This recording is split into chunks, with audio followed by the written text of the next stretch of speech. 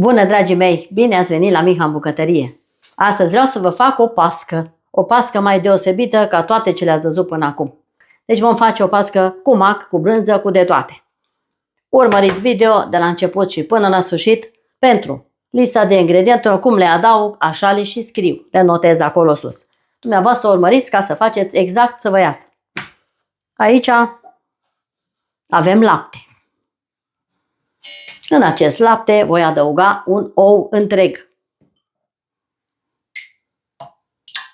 Pun un ou întreg aici. Amestec. Am amestecat bine oul. Pun zahărul. Amestec zahărul. Adaug griș. Pun peste lapte și amestec foarte bine. Acum o să pun macul, 200 de grame de mac. Și o să-l pun pe foc să fiarbă bine. Până se topește acest unt. Voi pune și untul. Îl pun direct peste mac, nu este nicio problemă. Și atât amestec la foc mic până când se topește untul și se îngroașă puțin această compoziție. Este una dintre creme. Dumneavoastră, până atunci, abonați-vă la canalul meu de YouTube, Rețete Culinare cu Miha, este gratuit și dacă doriți pe Facebook să intrați în comunitatea miha.de. Mulțumesc frumos pentru sprijin, este gratuit de asemenea. Amestec până când fac crema care o doresc. Crema mea începe să se îngroașe, este bună. Nu trebuie să curgă, trebuie să fiarbă doar macul. Așa trebuie să arate. Să fie groasă, dar să nu curgă foarte tare. Acum pun crema deoparte să se răcească până o să fac baza la această pască imediat. Las deoparte pentru a se putea răci. Acum fac aluatul. Am făină, bineînțeles, unde voi pune unt foarte rece. Va trebui să fac un aluat nisipos pentru început. Adaug zahărul.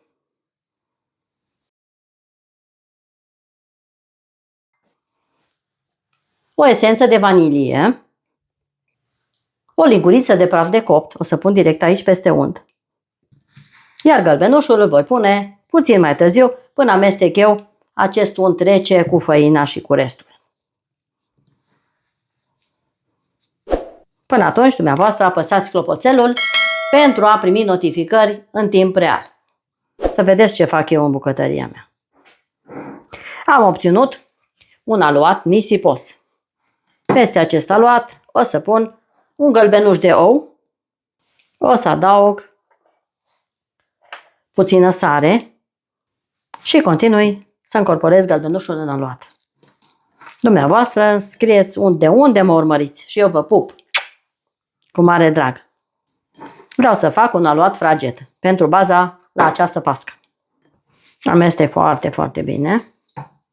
Pun pe masă pentru a amesteca și mai bine. Nu trebuie foarte mult frământat, doar până când încorporez gălbenușul. Este o pască foarte specială, chiar vă rog să încercați. Așa arată aluatul. Aici am o tavă. Am tapetat-o cu hârtie de copt și voi pune acest aluat și voi repartiza pe toată tava, pe toată suprafața tării. Așa arată aluatul meu. Eu am pus în formă din aceasta de inimioară, dar nu are nicio problemă. Puteți să faceți în tavă rotundă de 26 de centimetri. O să pun deoparte. Acum separat am suc de portocală. Dacă vreți, puteți să puneți suc proaspăt stors și mai bine. În acest suc de portocală eu am sirop de arțar, dumneavoastră puteți să puneți 50 de grame de zahăr. Eu o să pun 2 linguri mari de sirop de arțar, pentru că așa prefer de data aceasta. Dacă nu vă place, puneți zahăr. Peste suc o să mai adaug acum o budincă de vanilie și o să amestec la foc mic până când creez o cremă. Aceasta va fi cea de-a doua cremă. Amestec până se îngroașă. Dragii mei, crema mea a fier de portocală. O să iau mănușa, arde foarte tare. Trebuie să vă arăt cum trebuie să arate. Așa trebuie să arate crema de portocală. De asemenea, să nu fie foarte subțire și nici foarte groasă. Trebuie să fie exact așa. Respectați cantitățile care vi le scriu eu pe parcursul filmului. O voi lăsa pentru câteva minute să se răcească. Am pus tava cu aluatul la rece, la frigider. Aici, într-un vas, o să prepar o altă cremă. Cea de-a treia cremă. Aici am brânză. Puteți pune Philadelphia, puteți să puneți mascarpone. Eu am brânză dulce foarte fină, deci trebuie să fie o brânză foarte fină. Să nu aibă bulgări. Cât se poate de fină. Peste care voi pune 2 ouă întregi. Urmează un pachet de zahăr vanilat. Zeama de la o lămâie. Și neapărat avem nevoie și de această dată, cum îmi place mie, iaurt. Folosesc foarte mult iaurt în foarte multe rețete de ale mele. Urmăriți rețete culinare cu Miha să vedeți multe rețete pe bază de iaurt. Am amestecat foarte bine. Acum voi adăuga 50 de grame de zahăr. Dacă vreți mai dulce, puneți cât de dulce vă place. Amestec foarte bine zahărul. Trebuie să aveți așa o consistență. O brânză finuță cu aceeași consistență ca și cea a macului. Atenție, trebuie să fie nu foarte subțire, nici foarte groasă. Punem deoparte și aceasta. Acum, peste această cremă de portocală o să adaug afine. Aici am în jur de 200-150 de grame, așa ceva. O să pun peste portocala cu vanilie. Budinca de vanilie. Și deja avem o cremă excelentă. Așa arată crema de portocale cu afine. Amestec doar pentru a se răci, nimic mai mult. Dragii mei, am scos tava cu aluatul rece. Am încins cuptorul la 180 de grade Celsius, trebuie să fie cald. Acum, peste acest aluat, o să pun o parte din mac. Nu-l pun pe tot. Pun cam 3 sferturi. O să mai rămână un sfert din cremă.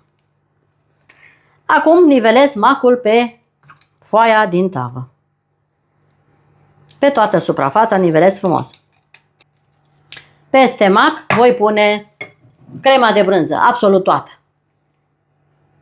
Am așezat bine brânza, crema de brânză mai bine zis. Peste crema de brânză voi pune cu o linguriță din loc în loc, așa, bucăți de mac.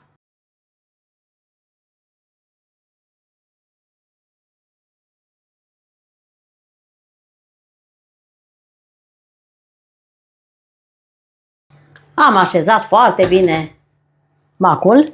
Acum îl voi apăsa foarte finuț spre interior, înspre brânză. Adică îl băgăm așa foarte, foarte finuț. Nu de tot. Nu știu dacă se vede, așa trebuie să arate, să punem macul așa. Iar acum, cireașa de pe tort, venim cu această cremă minunată de portocale și afine. Și vom pune peste cea de mac și brânză.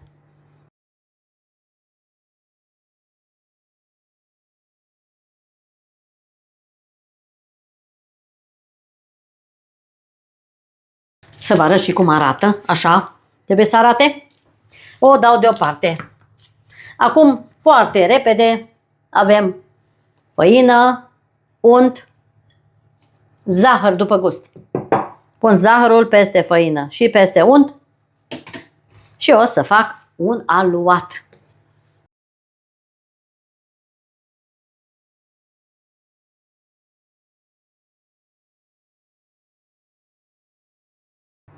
Așa arată aluatul meu. Trebuie să fie nisipos. O să pun tava aici. Și cu acest aluat voi face deasupra.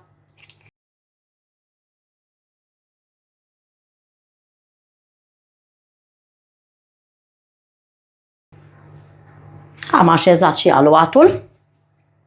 O să vă arăt cum trebuie să arate. Așa ceva trebuie să faceți dumneavoastră.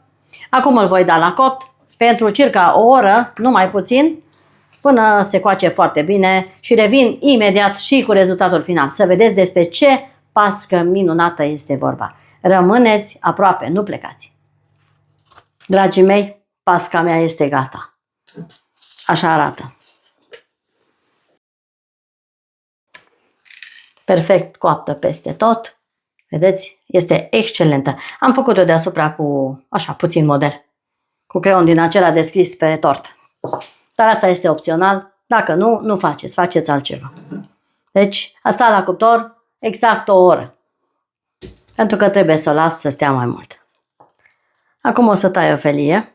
Să vedeți și interiorul. Încă nu s-a răcit foarte bine, complet, dar vreau să tai să vă arăt interiorul.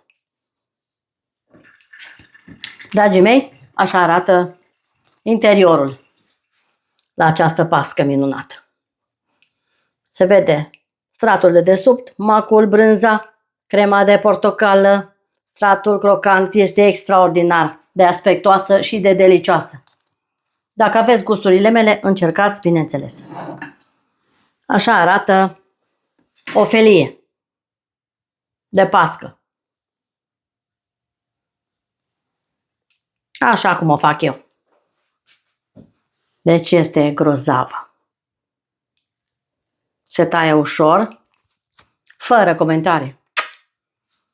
Deosebit de delicioasă. Uitați aici ce frumos se taie.